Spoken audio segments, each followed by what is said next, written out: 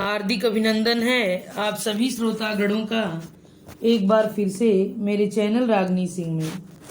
आइए सुनते हैं मालती जोशी जी की लिखी कहानी उत्सव। तो चलिए शुरू करते हैं कहानी उत्सव। कल पूरा दिन बेटे से बात नहीं हो पाई थी, इसलिए उसने सुबह लैंडलाइन पर फोन लगा दिया।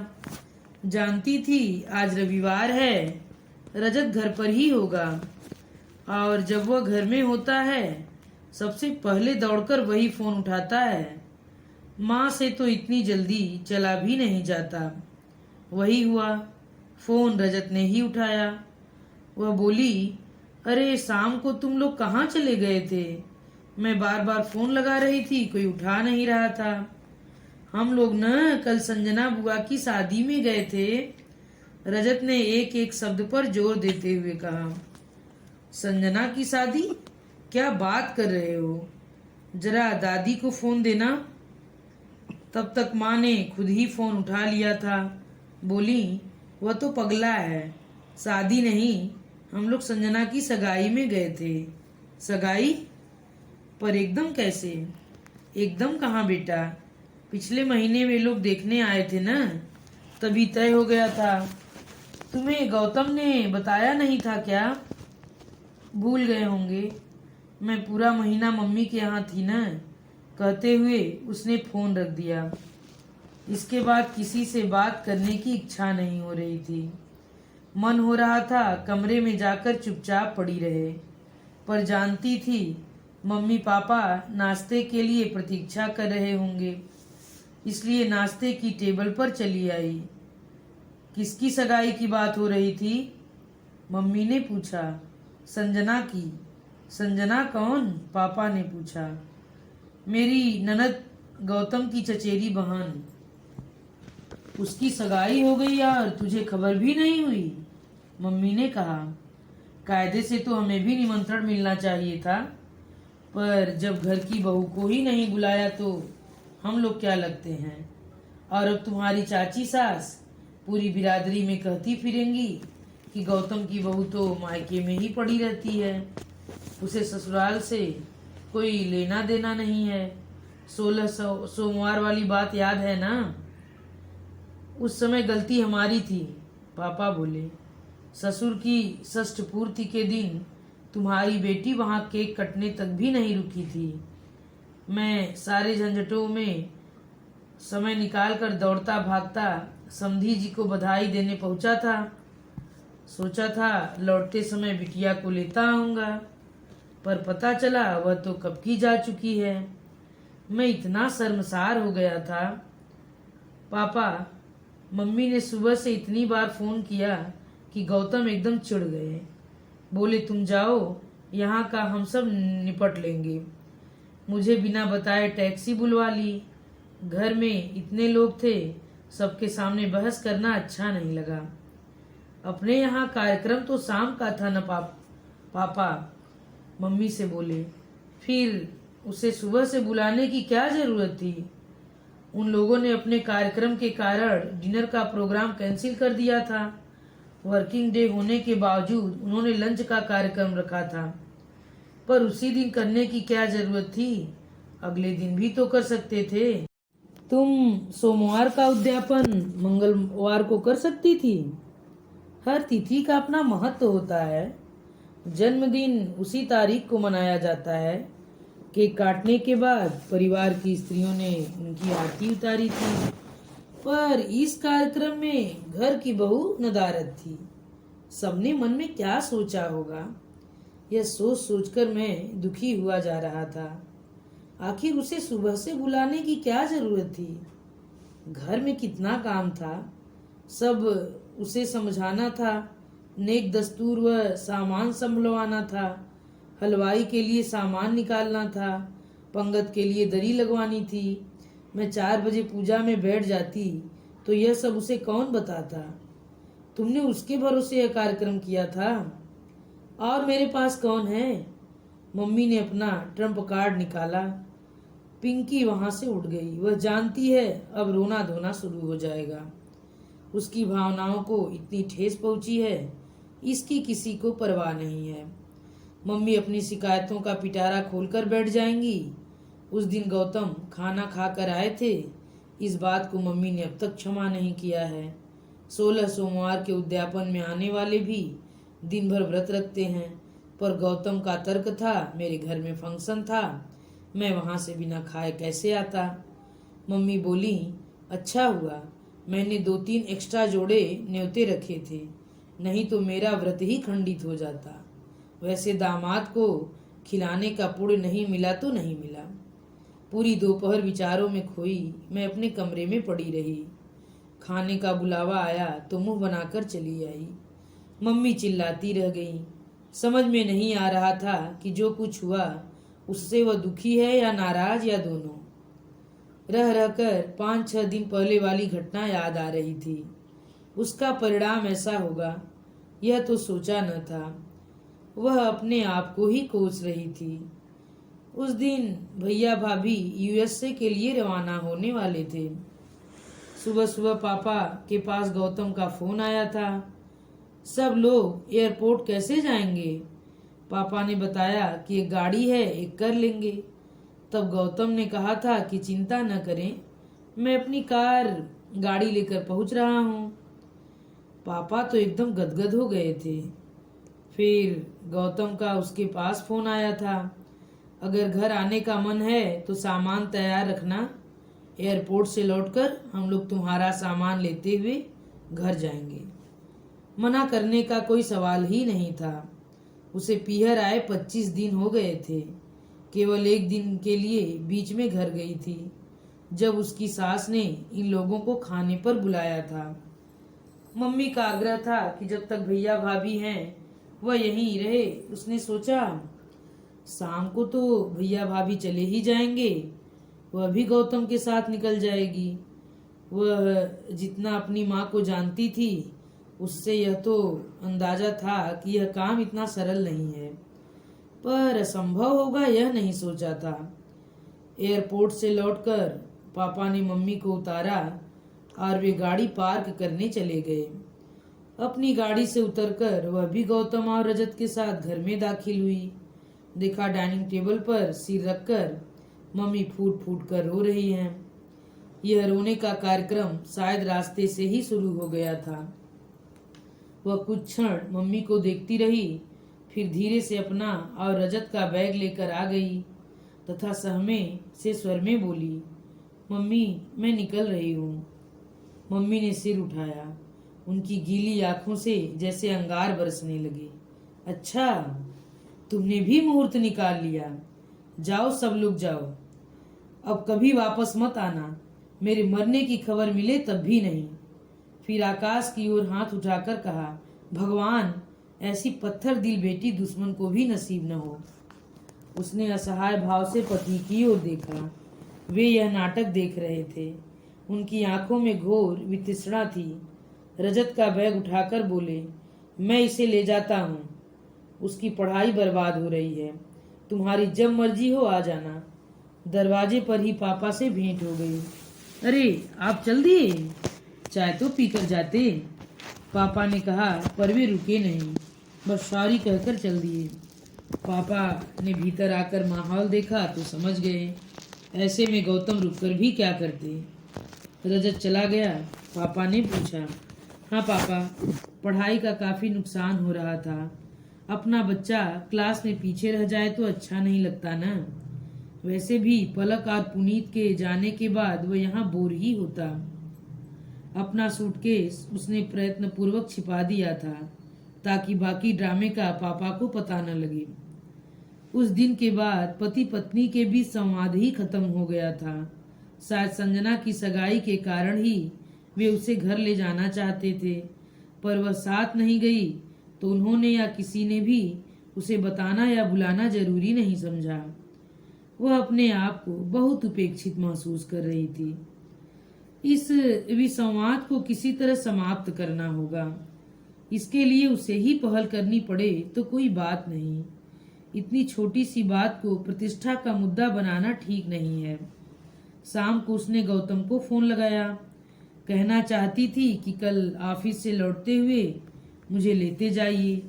फोन उठाते ही उन्होंने बड़े सपाट स्वर में कहा, बोलो।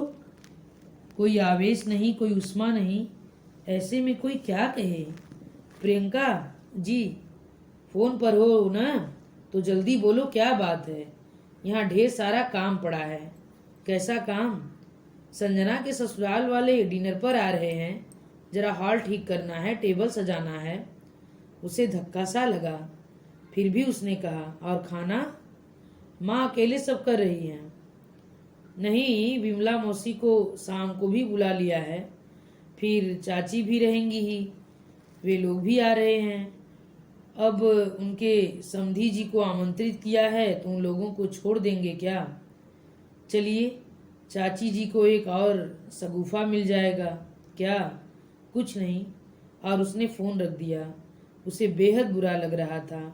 संजना के ससुराल वाले खाने पर आ रहे थे तो उसे खबर तो कर सकते थे। सारा अभिमान छोड़कर वह खुद पहुंच जाती। जब सगाई जैसे महत्वपूर्ण आयोजन में उसे बुलाना जरूरी नहीं समझा गया तो डिनर तो मामूली चीज है। वह पति को क्षमा करने को तत्पर थी, पर अब उसका मन फिर से धधक उठा था। सुबह नहाकर निकली ही थी कि फोन बज उठा। संजना का था। हेलो भाभी, बात मत करो मुझसे। चुपके चुपके सगाई कर ली, तब भाभी की याद नहीं आई? कसम से भाभी, आपकी इतनी याद आई थी कि बता नहीं सकती। मैंने तो कह दिया था कि पार्लर वार्लर नहीं जाऊंगी, मुझे भाभी ही तैयार करेंगी। पर फिर भैया ने बताया कि आंटी बहुत सीरियस चल रही हैं, आप नहीं आ पाओगी। कल भी आपसे मुलाकात नहीं हो पाई थी, इसलिए सुबह सुबह ही फोन लगा लिया। आंटी कैसी हैं अब? क्या हो गया था? क्षण भर को वह स्तब्ध रह गई थी, पर फिर उसने अपने आप को संभाल लिया। अरे होना क्या था, भैया भाभी महीने भर यहाँ थे न तो लगी रही, उम्र का ख्याल किया न अपनी तबीयत का, बस जुटी रही। जब अब वे लोग चले गए हैं तो पड़ गई हैं, शरीर से मन से टूट गई हैं। इस बार भैया पूरे 5 साल बाद आए थे, अगली बार पता नहीं कब आएंगे। मेरे जीते जी आएंगे भी कि नहीं, यही सोचकर हलकान हुई जा रही हैं। यह तो अब घर घर की कहानी हो गई है भाभी। पता नहीं लोग अपना देश, अपना घर परिवार छोड़कर बाहर क्यों जा रहे हैं। पीछे जो लोग छूट गए हैं उन पर क्या बीत रही है, इससे किसी को कोई मतलब ही नहीं है। ठीक है भाभी, आप अपना और आंटी का ख्याल रखना। किसी दिन मैं और मम्मी उन्हें देखने आते हैं। फोन रखते ही उसका मन सुलग उठा। अपनी खुन्नस निकालने के लिए मेरी माँ को बीमार क्यों कर रहे हैं, इसका जवाब तो मांगना ही पड़ेगा। उसने तुरंत फोन लगाया, स्विच ऑफ आ रहा है। 2-3 बार यही हुआ तो उसने लैंडलाइन पर फोन लगाया। माँ, इनसे कहिए मुझसे बात कर लें, मैं लगा रही हूँ तो फोन स्विच ऑफ आ रहा है। बेटा वो फ्लाइट में होगा, वहां तो फोन बंद ही रखना होता है ना। फ्लाइट में? कहाँ गए हैं? मद्रास। वह नया नाम क्या है मुझे याद ही नहीं रहता। मद्रास किस लिए? ऑफिस के काम से गया है। कितने बजे की फ्लाइट थी? क्या पता, घर से तो सुबह ही निकल गया था। उसे इतनी झुंझलाहट हुई, यह कोई जवाब हुआ? सुबह ही निकल गया था? सुबह मतलब कितने बजे? 6, 7, 8। फिर उसने मन ही मन अनुमान लगाया और 12 बजे फोन लगाया। पता चला मीटिंग चल रही है। 4 बजे वही जवाब मिला। 8 बजे डिनर चल रहा था। दूसरे दिन भी इसी की पुनरावृत्ति हुई। तीसरे दिन उसने शाम 6 बजे का समय चुना। हाँ बोलो, उधर से जवाब आया। आप क्या किसी मॉल में खड़े हैं? कितना शोर हो रहा है।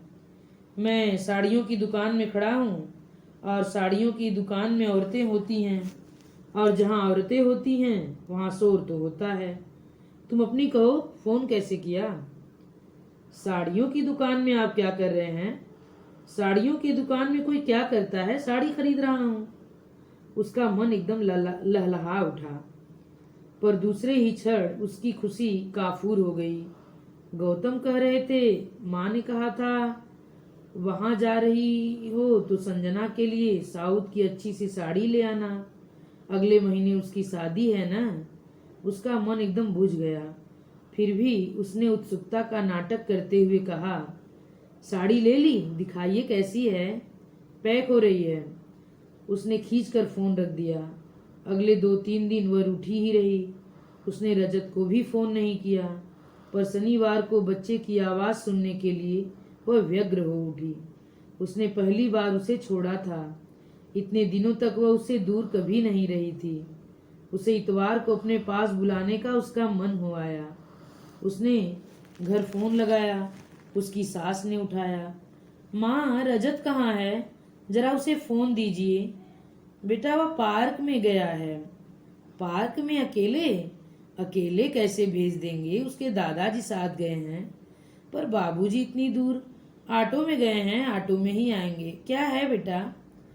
दिन भर तो खेल कूद में निकल जाता है, पर तुम दोनों नहीं होते हो ना, तो शाम को थोड़ा उदास हो जाता है, इसलिए। ये भी चेन्नई से लौटे नहीं क्या? कब से? मेरे ख्याल से बुधवार को ही आ गया था। बुधवार शाम को ही तो बात हुई थी साड़ियों की दुकान में, पर उस समय वापसी के बारे में कुछ भी नहीं बोले थे। तुम्हें पता नहीं था क्या? सास का यह सवाल उसने जानबूझकर अनसुना कर दिया और बोली, फिर आज कहाँ गए हैं? आज वो अपने स्टाफ को पार्टी दे रहा है। किस खुशी में? उसने तो यंग में पूछा था, पर माँ एकदम हुलसख्त बोली, खुशी की तो बात ही है, उसका कोई बड़ा सा प्रोजेक्ट मंजूर हो गया है। कह रहा था सब लोगों ने बहुत मेहनत की है, इसलिए पार्टी दे रहा है। पूरे स्टाफ को पार्टी दे रहे हैं, मतलब कोई बड़ी ही अचीवमेंट होगी। इतनी बड़ी खुशी पत्नी से शेयर करने का मन भी नहीं हुआ उनका। ये किस बात का संकेत है? रविवार के दिन उसने रजत को फिर से फोन लगाया। छुट्टी का दिन था, जानती थी देर से उठेगा, इसलिए 9 बजे के करीब लगाया। फोन रजत की दादी ने उठाया। बताया वह पिकनिक पर गया है। कहाँ? किसी पानी वाली जगह पर तो नहीं गया है? नहीं तो टीचर लोग बात करती रह जाएंगी। तो वह स्कूल की पिकनिक पर नहीं गया है। गौतम का एक दोस्त सपरिवार ऑस्ट्रेलिया से आया है। यहाँ के कुछ दोस्तों से मिलकर फैमिली पिकनिक प्लान की है। डैम साइड पर कोई नया होटल खुला है, वहीं गए हैं। पता है उसे, पिछली शादी की सालगिरह उन लोगों ने वहीं मनाई थी। पर फैमिली पिकनिक में गौतम को उसकी याद नहीं आई। क्या सचमुच अपने जीवन से गौतम ने उसे निष्कासित कर दिया है? नाश्ते के लिए बुलावा आया तो वह चुपचाप जाकर बैठ गई। उसका चेहरा देखकर पापा ने पूछा, रजत से बात नहीं हुई क्या? वह पिकनिक पर गया है, उसने बुझे स्वर में कहा। यह मौसम ही पिकनिक का है, बच्चे खूब एंजॉय करते हैं। तुम भी एंजॉय करो। संडे का स्पेशल नाश्ता है, और चिंता बिल्कुल नहीं करना, वे लोग खूब अच्छा ख्याल रखते हैं। मुझे तो इतना आश्चर्य होता है, हमसे एक बच्चा नहीं संभलता और वे लोग इतने सारे बच्चों को पता नहीं कैसे कंट्रोल कर लेते हैं। उसने यह नहीं बताया कि रजत कौन सी पिकनिक पर गया है।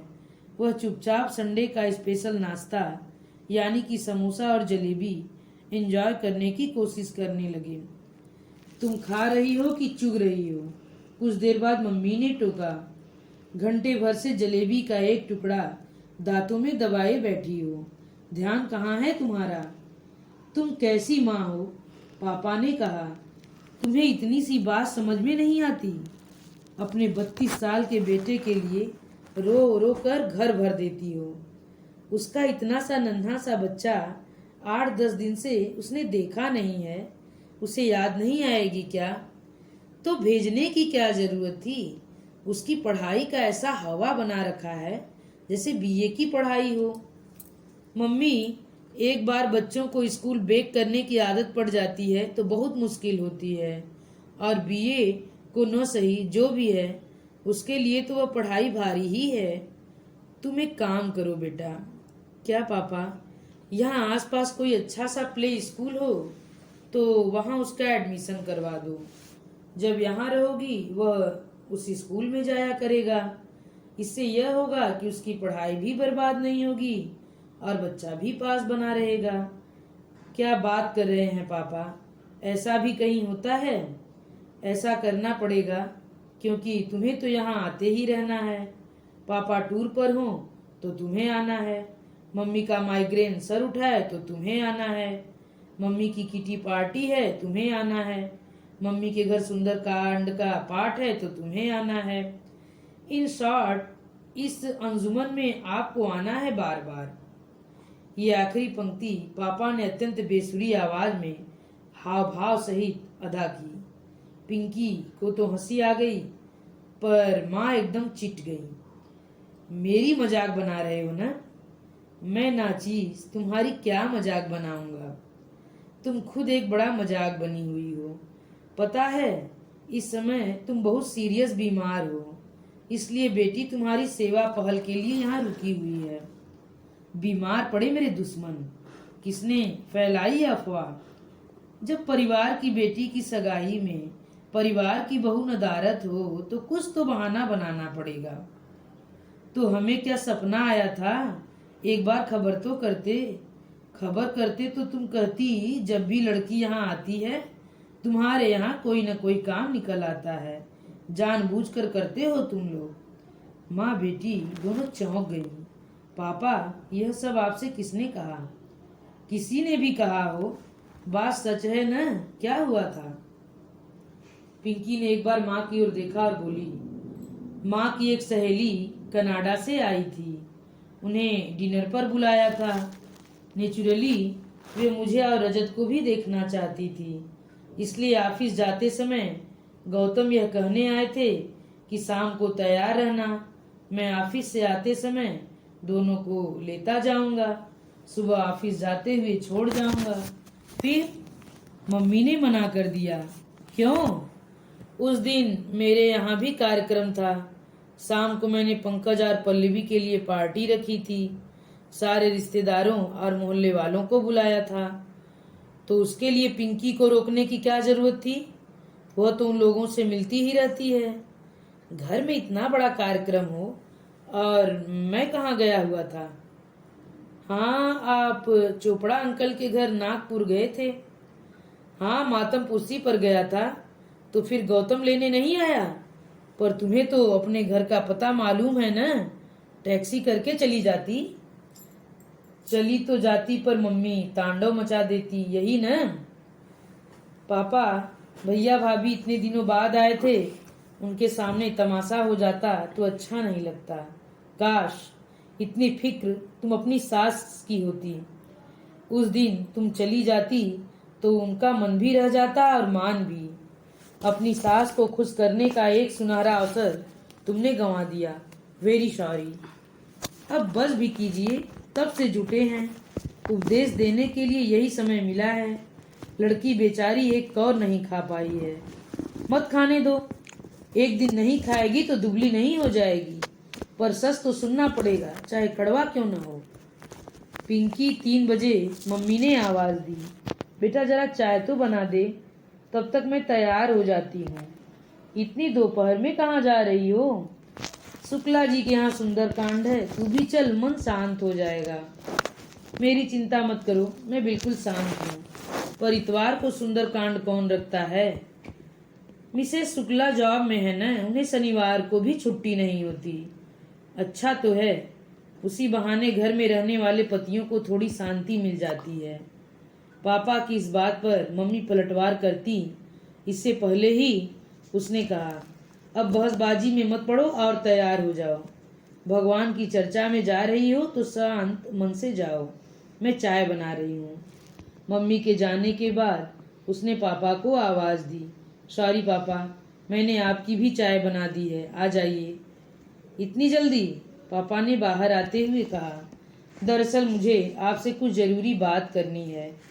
हनुमान जी ने मेरी प्रार्थना सुन ली और कम से कम 2 घंटे के लिए मम्मी को बाहर भेज दिया है, इसलिए प्लीज़ बैठ जाइए।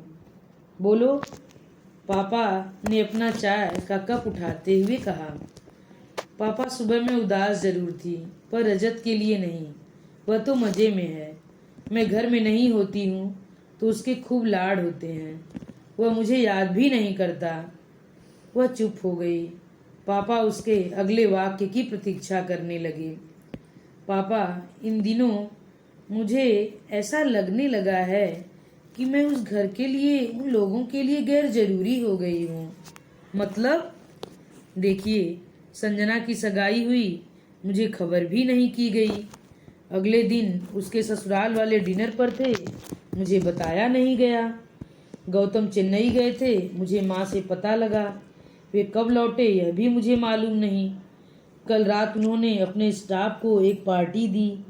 उनका कोई बड़ा प्रोजेक्ट पास हो गया था, पर उस खुशी में उन्होंने मुझे शामिल नहीं किया। और आज तो हद ही हो गई। आज आज क्या हुआ? पापा, रजत स्कूल की पिकनिक पर नहीं गया है। इनके एक एनआरआई मित्र सह परिवार शहर में अपने घर आए हुए हैं, तो दोस्तों ने मिलकर आज एक फैमिली पिकनिक का आयोजन किया है। इन्होंने उसमें भी मेरा रहना जरूरी नहीं समझा। कहते कहते रो पड़ी थी वह। पापा कुछ क्षण चुप रहे, फिर बोले, बेटा, तुम्हारी शादी के कितने साल हो गए हैं? 6। क्या? इतने सालों में तुमने घर में अपने लिए क्या जगह बनाई है? मैं समझी नहीं पापा। बेटा, तुम घर से 2 दिन के लिए, 4 दिन के लिए, 10 दिन के लिए और अब तो महीने घर से बाहर हो। पर इससे घर वालों को कोई फर्क नहीं पड़ता। किसी को तुम्हारी कमी नहीं है करती। तुम्हारे बिना कोई काम नहीं रुकता। तुम्हें कोई भी, यहाँ तक कि तुम्हारा बेटा भी तुम्हें याद नहीं करता। इसका मतलब यही है कि तुम बहुत पहले से घर के लिए, उन लोगों के लिए गैर जरूरी हो गई हो। बस इसका एहसास तुम्हें अब हुआ है। पिंकी फटी फटी आंखों से पापा को देखती रह गई। बेटा, गृहिणी वह होती है जो अगर एक दिन भी घर में न रहे तो हाहाकार मच जाता है। तुम्हें याद है पिछले साल जब गौतम की नानी माँ नहीं रही थी और तुम्हारी सास 10-12 दिनों के लिए गांव चली गई थी, तब घर में कैसी अफरा तफरी मची थी? याद मत दिलाइए पापा, मैं तो उन दिनों एकदम पगला गई थी। उस समय के कुछ किस्से तुमने ही मुझे सुनाए थे। तुम्हें यह भी पता नहीं था कि रोज घर में कितना दूध लिया जाता है, धोबी के कपड़े किसमें दर्ज किए जाते हैं, यह भी तुम्हें मालूम नहीं था। हर पूर्णमासी को पंडित जी के यहाँ सीधा जाता है, यह बात भी तुम्हें ससुर जी ने याद दिलाई थी। और एक दिन घर में आटा खत्म हो गया था तो तुम्हें यह पता नहीं था कि आटा घर में रेडीमेड आता है कि गेहूं पिसवाया जाता है। तुम्हारी कुक ने, विमला मौसी ने स्टोर रूम से गेहूं निकाल कर दिए थे और शाम को अपने बेटे को पिसवाने के लिए भेज दिया था। शादी के 5 साल बाद भी घर के बारे में तुम्हें इतनी कम जानकारी थी। यह गर्व करने की बात थी कि शर्म करने की, तुम ही सोचो। वह दिन भर माँ ही लगी रहती है, तो और क्या करेगी बेचारी? कोई हाथ बटाने वाला हो। तुमने कभी कहा कि सुबह का नाश्ता मैं बनाऊंगी या कि शाम का खाना मुझ पर छोड़ दीजिए? और तुमने कह भी दिया तो वे भरोसा कैसे करेंगी? आधे दिन तो तुम घर से गायब रहती हो। वे गांव से लौटी नहीं कि तुम यहाँ चली आई। अच्छा लगता है। मम्मी मातम कुर्सी पर आई थी तो बोली, बहुत थक गई हो, 4 दिन चलकर आराम कर लो। तुम मना तो कर सकती थी, कह सकती थी कि मेरा अभी आना मुमकिन नहीं है। माँ इतने दुख भरे वातावरण से आई हैं, मैं उन्हें अकेला नहीं छोड़ सकती। तुमने इस घर की समस्याओं को कभी प्राथमिकता नहीं दी। कभी नहीं कहा कि माँ के नवरात्र का उपवास चल रहा है, मेरे घर में रहना चाहती हो। घर में पुताई चल रही है, मैं घर छोड़ नहीं सकती। बाबूजी के दोस्त खाने पर आ गए हैं, मुझे माँ का हाथ बटाना होगा। तुमने इस तरह कभी सोचा ही नहीं। बस मम्मी का फोन आया कि तुम दौड़ी चली आई हो। मम्मी फोन पर रोने लगती हैं तो फिर? वे तुम्हारी कमजोरी समझ गई हैं, इसलिए तुम्हें इमोशनल ब्लैकमेल करती हैं। एक आध बार उन्हें निगलेक्ट करो, समझ जाएंगी। एक और बात, पंकज आया था। भाई बहन साथ रह लें, इस विचार से तुम्हें बुला लिया था, पर अब पंकज को गए भी 10-12 दिन हो गए हैं। यह मत समझो तुम्हारा यहाँ रहना मुझे बुरा लगता है। बहुत अच्छा लगता है तुम रहती हो, दिन शांति से कट जाता है। पर बेटा, मुझे बहुत गिल्टी फील होता है, एक अपराध बोध होता है। लगता है सामने वालों के सौजन्य को हम गलत फ़ायदा उठा रहे हैं। पापा, मैंने आपको बताया नहीं था, पर भैया गए थे उस दिन एक कांड हो गया था। कांड? कैसा कांड? पिंकी ने हकलाते हुए सारी बात बता दी। पापा बहुत नाराज हुए। यह बात तुम मुझे अब बता रही हो? उस समय बताती तो मैं खुद तुम्हें घर छोड़ आता। तुम्हारी मम्मी के रोने धोने की परवाह नहीं करता। गाड़ी पार्क करके लौट रहा था तो माथुर साहब मिल गए। 5-6 मिनट उनसे बात करता रहा। लौटा तो गौतम रजत के साथ दरवाजे पर मिल गए। मैंने चाय के लिए कहा तो बड़ी रुखाई से सॉरी कहकर चले गए। उस समय बहुत बुरा लगा था। वह रो मेरे मन में बना हुआ था। उस दिन तुमने संजना की सगाई के बारे में बताया, तुम्हें उसमें बुलाया नहीं गया। इस बात का मुझे बहुत बुरा लगा। मैंने उनसे फ़ोन पर बात की, तब उन्होंने कनाडा वाली मौसी का किस्सा सुनाया। यह कोड वे फिर भी छिपा गए। यह उनका बड़प्पन है। मुझे इस बारे में पहले पता होता तो मैं उनसे जवाब तलब नहीं करता। वह सिर झुकाए सुनती रही। अब क्या इरादा है? वह कुछ नहीं बोली। घर जाना चाहती हो ना? उसने एक बार पापा की ओर देखा और नज़रें झुका ली। अपने घर जाने के लिए भी तुम्हें निमंत्रण की आवश्यकता है? वह चुप। देखो बेटे, रिश्ते को इतना भी मत खींचो कि वे तनाव न झेल सकें और टूट जाएं। रहीम का दोहा पढ़ा है ना, टूटे से फिर न जुड़े गांठ पड़ जाए। मेरी कुछ समझ में नहीं आ रहा है पापा, तो मेरी समझ से काम लो। अपना बैग तैयार कर लो, कल ऑफिस जाते हुए मैं तुम्हें छोड़ते हुए चला जाऊंगा। लेकिन एक बात का ख्याल रखना, तुम्हारी मम्मी को इस बात की हवा न लगने पाए, नहीं तो वह नौटंकी शुरू कर देंगी और तुम्हारे पांव रुक जाएंगे। जी, एक बात और, मन को एकदम धो पोंछ कर ले जाना। कोई गिले शिकवे नहीं, कोई ताने उलाहने नहीं, क्योंकि अगर बहस पर उतर जाओगी तो उनके पास भी कहने के लिए बहुत कुछ है, तुमसे ज़्यादा ही है। तो फिर डन, सुबह तैयार रहना। सुबह 8 बजे से पापा ने हल्ला मचाना शुरू कर दिया। नाश्ता लगा दो भाई, मुझे आज जल्दी जाना है। इतनी जल्दी? हाँ, घर में ब्रेड तो होगी ना, वही सेक दो। पिंकी कमान, देर हो रही है। पिंकी आकर पापा के सामने बैठ गई। ये सुबह सुबह तैयार होकर कहाँ जा रही है? अपने घर जा रही है, और क्या? तुम्हें क्या लगा वह हमेशा तुम्हारे यहाँ रहने आई है? वह रहना चाहेगी भी तो मैं उसे रहने नहीं दूंगा। अपने घर जाए, शौक से जाए।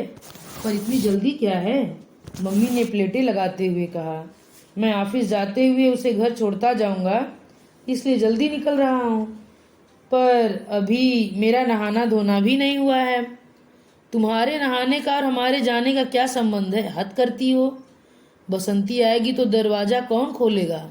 बसंती के आने के बाद नहा लेना। पूरा घर उसके भरोसे छोड़कर बाथरूम में घुस जाऊं तो उसके जाने के बाद नहा लेना। पूरा दिन तुम्हारे पास है, दिन भर नहाती रहना। पिंकी चलो, देर हो रही है, इस बहस का कोई अंत नहीं है। बाय मम्मा, पिंकी ने कहा और बैग उठाकर चल दी। मम्मी फटी फटी आंखों से उसे देखती रही। अगर वह गले लगती तो उनका रो पड़ना निश्चित था, इसलिए पिंकी ने दूर से टाटा कर लिया। गाड़ी में बैठने के बाद पिंकी ने कहा, पापा, मुझे मम्मी की बहुत चिंता हो रही है। उन्हें काउंसलिंग की सख्त ज़रूरत है। भैया यहाँ नहीं हैं, इसलिए वे बहुत इनसिक्योर फील कर रही हैं, इसलिए मुझे पकड़े रहना चाहती हैं। तुम्हें क्या लगता है, पंकज यहाँ होता तो स्थितियाँ दूसरी होती? बताओ, कौन सी बहू इतनी पॉजिटिव सास को बर्दाश्त कर सकती है? पल्लवी का भी वही हाल होता जो आज गौतम का हो रहा है। फिर या तो वे लोग अलग हो जाते या बाहर हैं, यही अच्छा है। कम से कम भ्रम तो बना रहता है। ससुराल वाले घर के सामने गाड़ी रोकते हुए पापा बोले, बेटा मेरी बात याद है ना? कोई बहसबाजी नहीं, कोई शिकवा शिकायत नहीं। एकदम ठंडे मन से घर में प्रवेश करो। दरवाज़ा उसकी सास ने ही खोला। अरे भाई साहब, आप आइए आइए, देखिए जी कौन आया है। उन्होंने पति का ध्यान खींचा। आपको आपकी अमानत सौंपने आया हूँ। पापा ने दोनों को प्रणाम करते हुए कहा। अच्छा किया, इसी बहाने आप आए तो। आइए बैठिए ना। नहीं भाभी जी, ऑफिस जाऊंगा। चाय पीकर चले जाइएगा, ऐसे मैं नहीं जाने दूंगी। ठीक है, आपकी आज्ञा टाली भी तो नहीं जा सकती, पापा ने कहा। और जब पिंकी सास ससुर के पैर छूकर खड़ी हुई तो बोले, जाओ बेटा, जल्दी से चाय बना कर ले आओ। अरे वह क्यों बनाएगी, अभी तो आई है। तो कौन सा पैदल चलकर आई है। पिंकी बेटा फटाफट बना कर ले आओ, नहीं तो मैं लेट हो जाऊंगा। पिंकी चाय बनाने चली गई। वे तीनों बैठ गए। बहन जी कैसी हैं, पिंकी की सास ने पूछा। वैसी ही हैं और वैसी ही रहेंगी। ये असाध्य रोग है, ठीक नहीं होगा। अरे ऐसा क्या। जब तक वे इस सत्य को स्वीकार नहीं कर लेती कि बेटा विदेश में बस गया है, लौटेगा नहीं, तब तक वे ठीक नहीं होंगी। इस सत्य को स्वीकारना इतना आसान नहीं है। वही तो, अगले साल रिटायर हो रहा हूँ, तब उन्हें घुमा लाऊंगा, बेटे की गृहस्थी दिखा दूंगा। आप भी अपना ग्रीन कार्ड बनवा लीजिए। समधी बोले, नहीं भाई साहब, 2-4 महीने घूमने जाना ठीक है। मैं अपना देश छोड़कर हमेशा के लिए वहाँ नहीं रह सकता। पिंकी की माँ चाहेंगी तो उन्हें छोड़ आऊँगा। फिर उनके रोज के व्रत अनुपालनों से घबराकर बहू खुद उन्हें यहाँ छोड़ जाएगी। तभी अपना ब्रीफकेस लेकर गौतम नीचे उतरे। अरे पापा जी, आप कब आए। प्रियंका को छोड़ने आए हैं, माँ ने बताया। तो आपने क्यों तकलीफ की, मुझे बता देते, मैं ले आता। आपको तो उल्टा पड़ा होगा। गाड़ी में 4-5 किलोमीटर कम ज़्यादा हो जाए तो क्या फ़र्क पड़ता है बेटा। इसी बहाने आप दोनों के दर्शन हो गए। उन्होंने समधी समधिन को हाथ जोड़ते हुए कहा। उसी समय पिंकी चाय ले आई। बेटा जाओ, गौतम जी का नाश्ता लगा दो, टिफिन तैयार कर दो, चाय पीकर मैं निकल जाऊंगा। पिंकी समझ गई पापा उसे संकेत दे रहे हैं कि उसे किस तरह अपने को घर में व्यस्त करना है, स्थापित होना है। वैसे तो गौतम का नाश्ता भी तैयार था और टिफिन भी। आओ बेटा नाश्ता कर लें। गौतम और पापा के निकल जाने के बाद माँ ने कहा। मैं घर से करके चली थी, उसने प्लेटें लगाते हुए विनम्रता से कहा। थोड़ा सा हमारे साथ कर लो, मुझे मालूम है घर से चलते समय कुछ खाया नहीं जाता, बस मुंह जुठारना होता है। माँ ठीक कह रही थी, उससे सचमुच घर पर कुछ खाया नहीं गया था, पर उसका कारण था मम्मी पापा की जुगलबंदी। वह और पापा दोनों ही बस मुंह जुठार कर ही उठे थे। माँ ने जैसे उसके मन को पढ़ते हुए कहा। मैं गौतम के साथ भाई साहब का भी नाश्ता लगा रही थी, पर वे जल्दी में थे। चाय के लिए ही बड़ी मुश्किल से राजी हुए। यहाँ से ऑफिस बहुत दूर पड़ता है ना, करीब करीब दुगना अंतर हो जाता है। कहते हुए याद आया, जल्दी के कारण आज पापा का टिफिन भी नहीं बन पाया था। बेचारे पापा, आज कैंटीन के खाने पर ही गुजारा करना पड़ेगा। शाम को भी मम्मी का मूड कैसा रहेगा पता नहीं। कैंटीन में कम से कम शांति से तो खा सकेंगे। 12 बजे रजत स्कूल से लौटा। उसे देखते ही खुशी छलक उठा और दौड़कर उससे लिपट गया, और थोड़ी देर बाद ही उसकी रुलाई फूट पड़ी और वह हिचकियाँ ले लेकर रोने लगा। उसके भी आंसू निकल आए। बहुत याद करता था तुम्हें, पर हमने जानबूझकर नहीं बताया। तुम्हारा मन बढ़ जाता और फिर तुम मम्मी की देखभाल ठीक से नहीं कर पाती, तो मम्मी की बीमारी का सचमुच एक हवा खड़ा कर दिया गया है, घर वालों के लिए भी।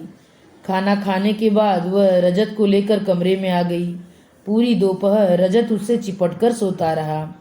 उसने माँ को करवट भी नहीं लेने दी, जैसे उसे डर हो कि वह फिर उसे छोड़कर चली जाएगी। उसका मन भी वात्सल्य से ऊब डूब हो रहा था। सोच रही थी इसे छोड़कर वह इतने दिन कैसे रह पाई। क्या उसका अभिमान ममता पर भारी पड़ गया था। 4 बजे उसने रजत के हाथ मुंह धुलवा कर कपड़े बदले और नीचे ले आई। उसका दूध गर्म करते करते उसने चाय का पानी भी चढ़ा दिया। दूध पीकर रजत पड़ोस में खेलने चला गया। उसने माँ बाबूजी को चाय दी तो माँ बोली, बेटा जाओ, अब चाय पीकर तुम भी फ्रेश हो जाओ, थकी थकी सी लग रही हो। वह समझ गई माँ चाहती हैं कि गौतम के आने से पहले वह तैयार हो जाए। कमरे में आकर उसने बाल संवारे, मुंह हाथ धोया और कपड़े बदलकर प्रतीक्षा करती रही। कोई 6 बजे गौतम ऑफिस से लौटे। एक क्षण को दरवाजे पर खड़े होकर उसे देखते रहे, फिर बोले, वो आए हमारे घर पर, खुदा की रहमत। कभी हम उनको, कभी घर को देखते हैं। वो एकदम फट पड़ी। क्या मतलब? घर सिर्फ आपका है, मेरा नहीं है? क्या औरत है यार, इतने खूबसूरत शेर का कचरा कर दिया। सॉरी, उसने सर झुकाकर कहा। पापा ने कितनी कितनी समझाइश दी थी, कोई ताना उलाहना नहीं, कोई गिला शिकवा नहीं, क्योंकि अगर तुम बोलोगी तो उनके पास भी कहने के लिए बहुत कुछ है। दरअसल वह सुबह से तनाव में थी, गौतम का सामना करने से कतरा रही थी, और जब इस शेर के साथ सामना हुआ तो बांध टूट गया। गौतम उसके सामने आकर खड़े हो गए और बोले, तुमने अभी पूछा कि क्या यह तुम्हारा घर नहीं है? तो जवाब यह है कि हाँ, यह तुम्हारा घर नहीं है, हॉस्टल है। हॉस्टल जहाँ बच्चे मजबूरी में रहते हैं और हर पल छुट्टियों की प्रतीक्षा करते रहते हैं। छुट्टियाँ लगते ही घर भागते हैं और फिर जब छुट्टियाँ खत्म होती हैं तब बेमन से लौटते हैं।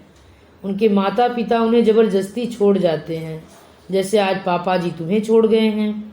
उसका चीखने का मन हुआ कि पापा मुझे गोद में बिठाकर नहीं लाए थे, मैं अपनी मर्जी से अपने पैरों से चलकर आई हूँ। पर उसने बमुश्किल तमाम अपने पर काबू किया।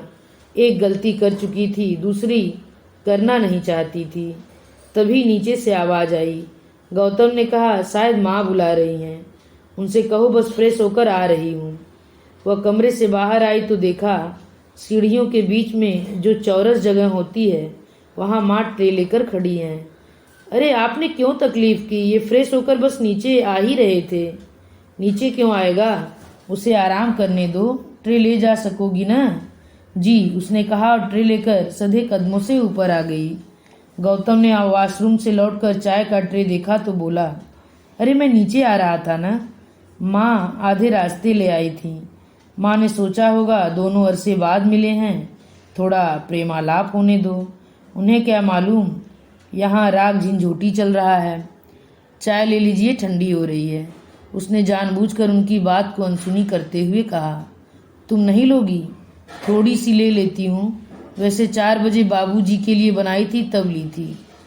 मेरी भी ऑफिस में बहुत हो जाती है, फिर भी घर आकर चाय पीने का मन करता है। कुछ क्षण मौन में कटे, फिर गौतम ने कहा, तुमने अपना सूटकेस अनपैक नहीं किया, क्या इरादा है? मन हुआ कह दूं, यह तो आप पर निर्भर है।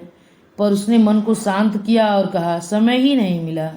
पूरी दोपहर रजत मुझसे चिपका रहा, 1 मिनट भी नहीं छोड़ा। उसने मुझे बहुत मिस किया ना। औरों ने भी किया, बहुत न सही थोड़ा तो किया, पर और लोग बताएंगे थोड़े ही, इसमें उनकी हेठी होती है ना। बच्चा बेचारा सहज भाव से अपनी बात कह गया। मन की बात कह देने से कोई छोटा नहीं हो जाता, पर मन की बात कहने के लिए हिम्मत चाहिए। मैंने वह हिम्मत जुटाई और पापा से कहा, अब मुझे अपने घर जाना है, क्योंकि जानती थी कि पापा तो कभी नहीं कहेंगे कि बहुत हुआ, अब अपने घर जाओ। माता राम मान गई, उन्हें हवा ही नहीं लगने दी। जब चलते समय टाटा किया तब उन्हें पता चला, और आज मैंने दिन भर अपना फ़ोन भी स्विच ऑफ करके रखा हुआ है। ब्रेंटो, तुम्हारी बहादुरी की तो दाद देनी पड़ेगी, इसके लिए इनाम तो बनता है। आंख बंद करो। क्यों? कहा ना आंख बंद करो। कुछ ऐसी वैसी हरकत मत करना, रजत अभी आने वाला है। आंखें बंद करो। इस बार उनकी आवाज़ में शक्ति थी। उसने आंखें बंद कर ली और धड़कते दिल से प्रतीक्षा करने लगी। कुछ ही पलों में उसने अपने आसपास एक रेशमी सरसराहट अनुभव की। कुछ ही पलों में उस सरसराहट ने उसे घेर लिया। उसने आंख खोलकर देखा, एक रेशमी साड़ी में गौतम ने उसे कुर्सी समेत लपेट दिया था। मोरपंखी रंग की साड़ी थी, गहरे नीले रंग की जरी बॉर्डर थी। हाय, कितनी प्यारी साड़ी है। पसंद आई? कब खरीदी? उसी दिन जब साड़ी की दुकान से बात हुई थी। पर आपने तो सिर्फ संजना की साड़ी के बारे में बताया था। यह हमारा सरप्राइज आइटम था। उसे याद आया उस दिन वह एक ही पल में कितनी खुश और कितनी निराश हो गई थी। अपने ऊपर शर्म आई उसे, इतने सालों में भी पति को नहीं पहचान पाई है। उस दिन एयरपोर्ट से लौटने के बाद नाराज होकर गए थे, पर उसके लिए साड़ी लाना नहीं भूले। साड़ी तह कर उसने कुर्सी पर रखी और पति की छाती में मुंह छिपाकर कहा, आपने ठीक कहा था, यह मेरा घर नहीं हॉस्टल है, पर बेमन से हो सही मैं बार बार यहाँ क्यों लौट आती हूँ जानते हो? बताओ। मुझे रूममेट बहुत अच्छा मिला हुआ है। Wow, let us celebrate this precious moment. और फिर सेलिब्रेशन। जिंदगी एक बार फिर उत्सव बनने जा रही थी। और यहीं पे कहानी समाप्त होती है। आप सभी श्रोतागणों से मेरा विनम्र अनुरोध है कि मेरे द्वारा सुनाई जाने वाली यह कहानी आप लोगों को पसंद आई हो तो कृपया मेरे चैनल को सब्सक्राइब और वीडियो को लाइक शेयर करना मत भूलिएगा। धन्यवाद।